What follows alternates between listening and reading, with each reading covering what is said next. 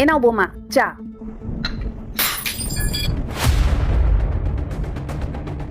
এ কি করলে বৌমা? তোমার জন্য চা নিয়ে এসেছিলাম আর তুমি কাপটা ভেঙে ফেললে। বৌদি বৌদি লাগছে।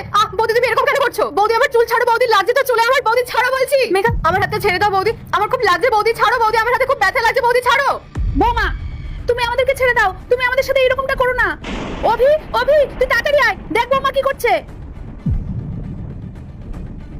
কি হয়েছে মা? তুমি এভাবে চিৎকার করছো কেন? আর বোন তুই এভাবে কাঁদছিস কেন? কি হয়েছে তোদের? দেখ না বাবা, আমি তোর বউয়ের জন্য চা বানিয়ে নিয়ে আসলাম, সে চা তো খেলোই না, বরঞ্চ কাপটা মেঝেতে ফেলে দিল। শুধু তাই না বাবা, আমি বাধা দিতে গেছি, ও তোর বোনের গায়েও হাত তুলেছে।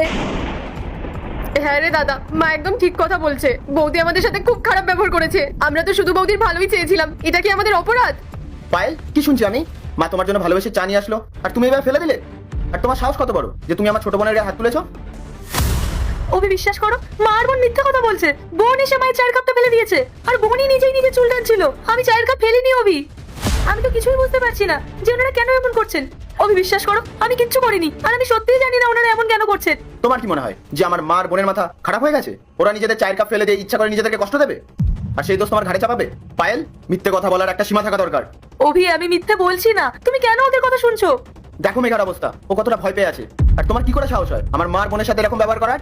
আজ তুমি সব সীমা ছাড়িয়ে গেছো। অভি তুমি শান্ত হও, তুমি নিজেই বলো না আমি কেন ওনাদের সাথে এরকম ব্যবহার করবো? ওনারা তো আমারও আপনজন। আর মেঘা তুমি কেন এত বড় মিথ্যেটা বলছো? প্লিজ সত্যিটা বলো। কি পাবে তুমি এইসব করে বৌমা? আমরা আজকে গ্রাম থেকে এসেছি বলে আমাদের কি কোনো সম্মান নেই? ভেবেছিলাম ছেলের কাছে এসে কদিন শান্তিতে থাকবো, কিন্তু এখন এসে দেখছি এখানে লাঞ্ছনা আর অপমান ছাড়া আমাদের কপালে আর কিছু জোটে না। পায়েল, তোমার আমার মা আর বোনকে নিয়ে যদি এত সমস্যাই থাকতো তুমি আমাকে বলতে পারতে, আমি নিজে ওদের গ্রামে দিয়ে আসতাম। কিন্তু এরকম ব্যবহার করে তুমি ওদের সাথে কাজটা একদম ঠিক করোনি। অভি বিশ্বাস করো আমার কথা, আমি বোনের গায়ে হাত তুলিনি। মা আপনি কেন এরকম করছেন? এরকম চলতে থাকলে তো আমাদের সংসারটা ভেঙে যাবে। প্লিজ মিথ্যা কথা বলবেন না। সংসার তো সেই দিনই ভেঙে গেছিল যেদিন তুমি এই বাড়িতে পা রেখেছিলে। আমরা গ্রামেই ভালো ছিলাম রে বাবা, বুড়ো বয়সে একটু ছেলের কাছে সেবার জন্য এসেছিলাম, কিন্তু তার বদলে জুটেছে অপমান আর লাঞ্ছনা। ভগবান এমন দিন যেন কারণ না দেখায়। মা দোহাই আপনার, প্লিজ এভাবে আমার নামে মিথ্যা বদনাম দেবেন না। চুপ করো পায়েল, অনেক হয়েছে। একটা কথা মাথায় রাখবে, সবার আগে আমার মা আর বোন, তারপরে অন্য কেউ। আজ তুমি যা করেছো তার কোনো ক্ষমা নেই। তুমি এই বাড়িতে থাকার যোগ্যতা হারিয়ে ফেলেছো। অভি তুমি এসব কি বলছো? হ্যাঁ আমি ঠিকই বলছি। তুমি তাড়াতাড়ি আমার মা আর বোনের কাছে ক্ষমা চাও, নাহলে আমি তোমায় এক্ষুনি বাড়ি থেকে বের করে দেবো। তুমি আমায় বাড়ি থেকে বের করে দিতে চাইছো অভি? আর আমি ক্ষমা কেন চাইবো? আমি তো কোনো অন্যায় করিনি। একদিকে জঘন্য অন্যায় করছো আর সেটাকে ঢাকার জন্য একটা মিথ্যে নাটক সাজাচ্ছ।